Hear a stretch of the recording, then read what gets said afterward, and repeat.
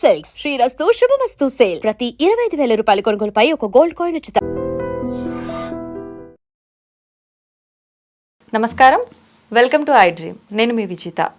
ప్రస్తుతం మనతో పాటు ఉన్నారు ప్రముఖ ఆధ్యాత్మికవేత్త, శ్రీ విద్యా ఉపాసకులు, ఎంతో మందికి మంత్రోపదేశం చేసిన గురువుగారు శ్రీ గురు కరుణామయ్య గారు మనతో పాటు ఉన్నారు. ఇప్పుడు గురుగారితో మాట్లాడి మన సందేహాలన్నింటినీ నివృత్తి చేసుకుందాం. నమస్కారం గురుగారు. శ్రీమాత్రే నమః. గురుగారు, చాలా మందికి ఉంటుంది నిత్యం ఇంట్లో దీపారాధన చేసుకోవాలి అని చెప్పి, కానీ ప్రత్యేకించి దీపారాధన అనగానే ఎన్నో నియమాలు ఉంటాయి.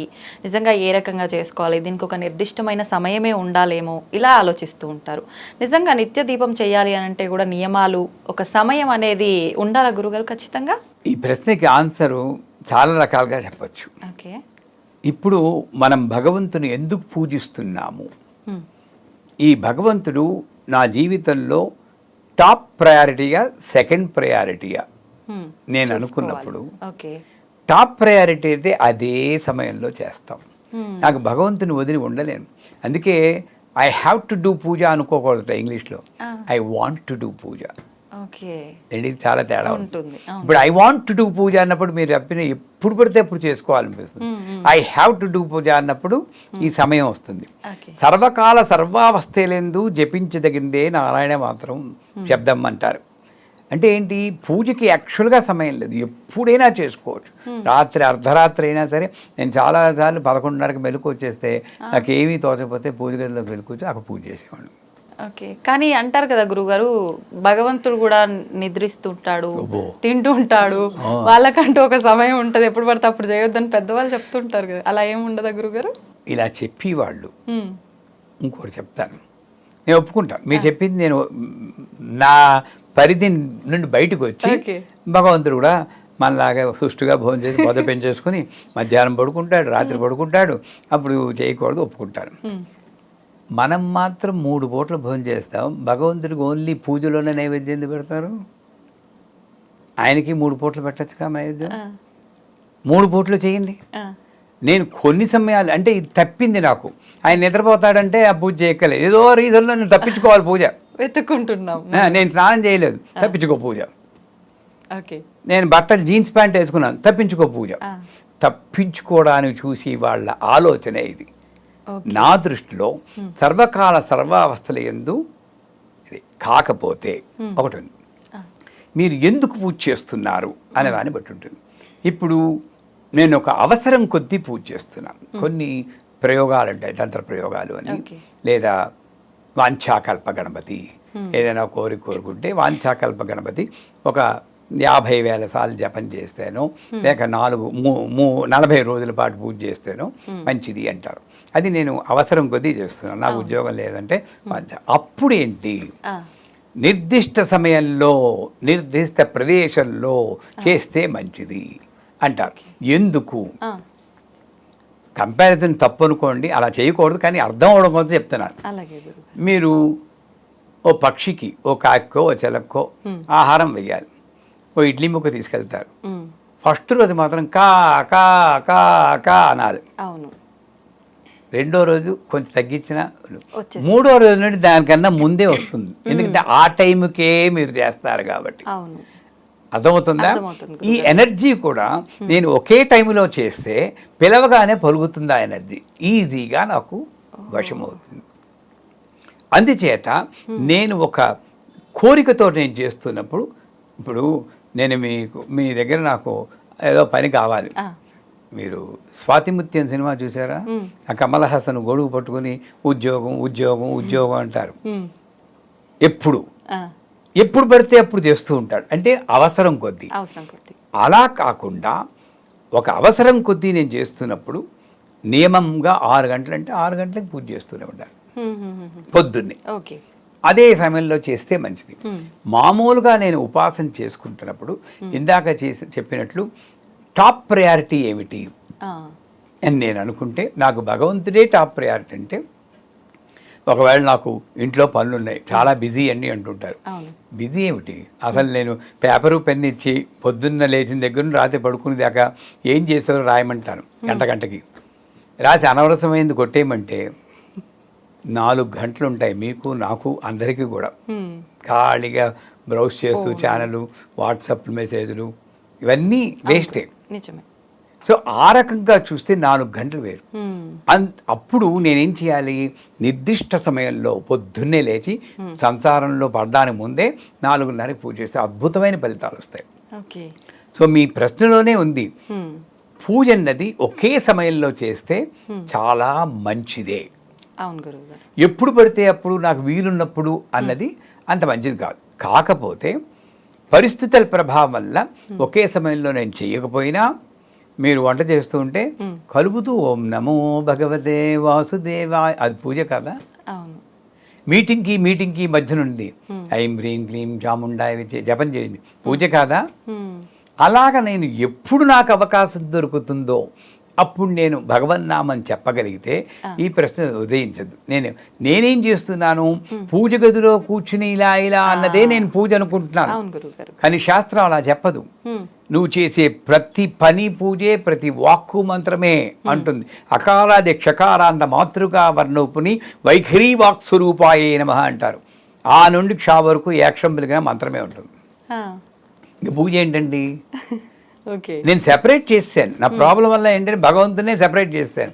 ఆయనకు రూము, ఆ రూమ్లో జైలర్ లాగా అప్పుడప్పుడు పొద్దున్నే వెళ్తాను, తలుపు తెరుస్తాను, ఓ తిండి పెడేస్తాను, బయటకు వచ్చేస్తాను. ఇది మానుకొని నాకు ఎప్పుడు వీరున్నా సరే, ఏ పనిలో ఉన్నా సరే భగవన్నామం చెప్పుకోగలిగినప్పుడు ఈ సమయంలో చేసేదే పూజ అన్నది నాకు అలా రాదు. ఏ సమయంలో నువ్వు ఏ పని చేస్తున్నా కూడా అది పూజ కిందే భావించడం ఉత్తమం. 2, అవసరం ఉన్నప్పుడు నాకు ఏదో ఒక కామ్యం కోసం చేస్తుంటే అదే సమయంలో అదే ప్రదేశంలో చేయడం ఉత్తమం. అంతేకాని ఎప్పుడు పడితే అప్పుడు నాకు తోచడం లే, ఖాళీ ఉంది కదా పూజ చేద్దాం అనుకోవడం కానీ, మూడు పనులు ఉన్నాయని వాళ్ళతో కబుర్లు చెప్పుకుంటూ అది కబుర్లు అయిపోయి పూజ చేయడం కానీ, ఇది చాలా తప్పు. అంటే ఏంటి, నాకు ఈవిడ లాస్ట్ ప్రయారిటీ, నిర్లక్ష్యం. మిమ్మల్ని మా ఇంటికి పిలుస్తాను, కుర్చీలో కూర్చోబెడతాను, నా బాడికి నేనేదో సోది చెప్పుకుంటూ అన్నీ చేస్తాను, మీకు ఎలా ఉంటుంది? ఇబ్బందిగా ఉంటుంది. ఆ పూజ గదిలో అమ్మవారు కూడా అలాగే ఉంటుంది, సరైన సమయంలో లేకపోతే. అంచేత ఇది కస్టమైజ్డ్ ఆన్సర్ నేను ఇవ్వలేను. ఎవరి స్థితులకి, పరిస్థితుల ప్రభావంగా వాళ్ళు అనుగుణం చేసుకుని నేను నిత్యం చేసేటటువంటి కర్మల్లోనే అమ్మవారిని నేను మిళితం చేసుకోగలిగితే నా ప్రతి కర్మ కూడా పూజ కిందే ఉంటుంది. ఓకే గురుగారు, పూజ చేసేటప్పుడు ఖచ్చితంగా పువ్వులు ఉంటేనే పూజ చేయాలా, పువ్వులు లేకుండా చేసే పూజకి ఫలితం ఉండదా, ఖచ్చితంగా నిత్య దీపారాధన చేసే వాళ్ళు నైవేద్యం అనేది నివేదన చేయాలా ప్రతిరోజు, ఇలాంటి సందేహాలు కూడా ఉంటాయి కదా గురుగారు, వాటి గురించి? ఇది వీటినన్నింటినీ ఉపాధులు అంటారు. లలితా సహస్రనామం మీకు అలవాటు ఉందో లేదో కానీ సర్వోపాధి వినిర్ముక్త సదాశివ పతివ్రత అంటుంది. ఈ ఉపాధుల నుండి బయటపడి అతీతమైన స్థితిలోనే ఆవిడ ఉంటుంది, ఆవిడ దొరుకుతుంది అని. పరశురామ కల్పసూత్రం అని ఒకటి ఉంది, అథారిటీ మనకి శ్రీ విద్యకి. అంటే వాళ్ళు రాసిన వ్యాఖ్యానాలు నేను చెప్పను, వాళ్ళ ఓన్ కమెంట్ చేస్తుంటారు. ఇది శాస్త్ర ప్రమాణమైన గ్రంథం. దాంట్లో మీరు అడిగిన క్వశ్చన్లన్నిటికీ సమాధానం వస్తుంది. లం ప్రతిజ్ఞాత్మనే సత్సంగం గంధం కల్ప్యావనమ. గంధం రాయడం కాదురా. ఎలా ఉన్నారు విజిత గారు అంటే, బాగున్నానండి అనకుండా అమ్మ దైవలో బ్రహ్మాండంగా ఉన్నాను. అమ్మ బ్రహ్మ 2 పదాలు వచ్చేసాయి. నువ్వు ఎవరితో మాట్లాడినా సరే భగవంతుని నామం చెప్పుకుంటే అది గంధం. అంతేగాని ఇలా తీసుకుని గోడికాయలాగా ఇలా విసరడం చేస్తాం కదా మనం. ఇలా తీసి ఇలాగా ఎవరు నేర్పించారండి అవన్నీ? నువ్వు తప్పేనా? మన ముఖం మీద ఇలా విసిరితే మనకి చికాకు రాదు అని చేత అది గంధం కాదు. నెక్స్ట్ వస్తుంది మీరు అడిగిన పుష్పాలు. నేను ఎక్కడికున్నో పుష్పాలు కోసుకుని వస్తున్నాం. ఆ పుష్పం కోసేటప్పుడు కూడా మంత్రం చెప్పాం, పరా పరా పరా పరా ఎవరిని తెచ్చుకుంటూ చేస్తూ. ఆ పుష్పంలో మీరు ఇందాక ఒకసారి క్వశ్చన్ అడిగారు, వాళ్ళ వస్తువులు వాడచ్చా వీళ్ళ వస్తువులు వాడచ్చా అని. మరి మీరు కోస్తున్నప్పుడు ఎవరిని గురించో తిట్టుకుంటూ ఉంటే మరి ఆ ఎనర్జీ కూడా దీంట్లోకి వెళ్తుందిగా. వాటిని మరి పూజ ఎలా చేస్తారు? పుష్ప విలాపం అని చెప్పి దేవులపల్లి కృష్ణశాస్త్రి గారి గానం ఉంది, మీరు విన్నారో లేదో. అప్పుడు ఆ పుష్పం కోసేటప్పుడు కూడా చెట్టు నుండి విడదీస్తున్నానని చెప్పి ఒక మంత్రం చెప్పుకుంటూ, తల్లి నా పూజ కోసం నేను ఏదో తీసేస్తున్నాను క్షమించు అనుకుంటూ ఆ భావనతో చేస్తే కోసేటప్పుడు కూడా పూజ అవుతుంది. అప్పుడు అలాంటి పుష్పాలు మనం వాడాలి. కానీ పరశురామ కల్ప సూత్రంలో ఇంద్రియ నిగ్రహం పుష్పం కల్పయానమః, కావాల్సిందేమిటి, ఈ పుష్పాన్ని ఇలా పట్టుకున్నప్పుడు అమ్మ ఈ పుష్పంలాగా నాకు విశాలమైన హృదయం ఉండాలి. ఎంత పెద్ద పుష్పం పెట్టడం తామర పూలని, ఇక్కడేమో నేరో మైండెడ్, పని మనిషి చూస్తుందేమో అని తలుపేసేయడం, నా దేవుడు మైల పడిపోతాడని. వీడు ఎంత పెద్ద పుష్పం పెడితే ఏం లాభం? ఇది విశాల హృదయం కాదు. అందుకే మొగ్గలు పూజ చేయకూడదు అంటాడు. ఇది నేరో మైండ్. నా మైండ్ని గుర్తు చేయిస్తుందమ్మా అది. అది కావాలి ముందు. అది ఉన్నప్పుడు ఈ పుష్పాలు ఉన్నా లేకపోయినా అక్కర్లేదు. నేను యూకే వెళ్ళాను, మా అమ్మాయి ఇంట్లో ఉన్నాను. అక్కడ పుష్పం కొనాలంటే, ఇంత బొకే కొనాలంటే దగ్గర మన రూపాయల్లో చూస్తే 600 రూపాయలు. నేను రోజుకి 600 రూపాయలు పెట్టి ఆ పూజ చేసిన వల్ల బాధ వేస్తూ ఉంటుంది. ఎవరి మైండ్ కంట్రోల్ చేసుకోలేం కదా అని చెప్పి ఏం చేశారు, అక్షతలు తీసుకున్నాం. ఈజీ, అక్షతలు పూజ చేస్తూ. కానీ ఇక్కడ దొరుకుతాయి, పూజ చేయండి. కానీ అది కాదు నాకు ముఖ్యం.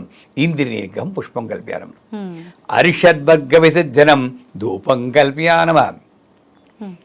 నేనేం చేయాలి, అగరత్తు వెలిగించినప్పుడు ఇలా వెలిగిస్తూ, అమ్మా దీనికి ఉన్న నల్ల కలరు ఎర్ర కలరు ఉంటుందిగా, అలాగ నాలో మలినాలు ఉన్నాయి, కోపము, ద్వేషము, ఈర్ష్య, అసూయ, ఇవన్నీ కూడా నీ జ్ఞానం అనేటువంటి అగ్నిలో దహించుకడుగాక. దాన్ని కాల్చి అదంతా మంచి గంధం వస్తుంది, అంటే మంచి క్యారెక్టర్. ఈ మలినాలని పోయి నాలో మంచి క్యారెక్టర్ వచ్చేటట్టు అనుగ్రహించు అని ఆవిడికి ఇలాగే పట్టుకుని ఇలా చూపిస్తాం. ఇలా తిప్పకూడదు. మనకి ఇంకా అక్కడ మిస్నోమర్ డైలీ యూజ్కి అయితే చాలా చీప్గా దొరికి అగరబత్తులు పెద్ద కట్ట కొనుక్కుంటాం, ఘాటుగా ఉంటుంది, పేర్లు అనవసరం. పండగకైతే సైకిల్ బ్రాండ్ అగరబత్తి. ఇది మనలో ఉన్న రాంగ్ థింకింగ్. అగరత్తు అంటే ఇది అర్థం. ఇవన్నీ వదిలేయండి, అసలు నైవేద్యానికి వద్దాం. వం అమృత తత్వాత్మనే శివశక్తి సామరస్యం నైవేద్యం కల్పయానమం. భార్య భర్త కొట్టుకోకుండా ఉంటే అది నైవేద్యం. ఇది కష్టం కాబట్టి పులిహార బూర్లు పెట్టే, తింటే తిను పోతే పో, తింటే తిను పోతే, ఇదే కదా ముద్ర. నాకు అంతే అంతే తినిపించు, అది కూడా తిండే తిను పోతే పో, తిండే తిను పోతే తినిపించ, లేదా ముద్రలు చూపించండి. ప్రాణాయ స్వాహ, అపానాయ స్వాహ, వ్యానాయ స్వాహ, ఉదానాయ స్వాహ, సమానాయ స్వాహ, బ్రహ్మణే స్వాహ. నేను అటు తినిపించను, ఇటు ముద్రలు చూపించను. పోనీ భక్తిగానే ఇలా అంటానా లేదా, ప్రాణాయ స్వాహ, అపానాయ స్వాహ, వస్తున్నా. ఈ మధ్యలో ఒకటి అక్కడ కూర్చున్న దేవతకి, ఒరే నువ్వు వెళ్ళి అతనికి నాకు దేవత నీ తిండి అక్కర్లేదు అంటుంది. మాటలతో చెప్పే పని అయితే తరివేసేవారు అమ్మవారు కూడా. అంచేత అసలు చేయాల్సింది ఏంటంటే భార్యాభర్తలు కొట్టుకోకుండా ఉంటే, మనం ఎలా అయితే మన కొడుకు కోడలు కొట్టుకోకుండా ఆనందపడతామో, ఆ జగన్మాత కూడా ఈ కొడుకు, ఈ కోడలు, ఈ కూతురు, ఈ అల్లుడు కొట్టుకోకుండా ఉంటే ఆనందంగా ఉంటుంది. ఇది తల్లి పూజకు కావాల్సినవి. అవి ముందు నేర్చుకుని తర్వాత మనం ఇవి చేస్తూ దాన్ని గుర్తు తెచ్చుకుంటే జీవితాలు చాలా బాగుపడతాయి. చాలా కష్టమే గురుగారు ఇవన్నీ జరగాలంటే ఇప్పుడున్న రోజుల్లో. అంతే కదా గురుగారు, కష్టమే, ప్రయత్నించాలి. ఇప్పుడు మీ అబ్బాయి 12వ ఎక్కం ఉపచెప్పుంటే చాలా కష్టం అమ్మా అంటే మీరేమంటారు, కష్టపడడం కష్టమేంటి, ప్రయత్నించు అంటాం. అదే నేను మీకు చెప్తున్నాను, కష్టమేంటి, ప్రయత్నించండి. ప్రయత్నిస్తాం గురుగారు. ధన్యవాదాలు గురుగారు. And for more videos, please subscribe to iDream. Please subscribe to iDream. Please subscribe iDream. And please subscribe to iDream. For more videos, subscribe to iDream. please like, share and subscribe to the channel. Congratulations, iDream. Subscribe to iDream. Subscribe to iDream. So subscribe to iDream Media. iDream ki iDream team andarki huge congratulations. Please subscribe iDream Media. Please subscribe to iDream. Subscribe iDream. Please subscribe to iDream. iDream అంటే నా కళల ఛానల్ను subscribe చేసుకున్న నోరు తిరుగుతలేదు, మీరైతే గంట గుర్తు కొట్టండి. For more such videos, please subscribe to iDream. Subscribe to iDream. Please subscribe to iDream. Please subscribe iDream Media. Please do subscribe to iDream. Please subscribe to iDream Media. For best entertainment and information, please subscribe iDream. And don't forget to subscribe to iDream.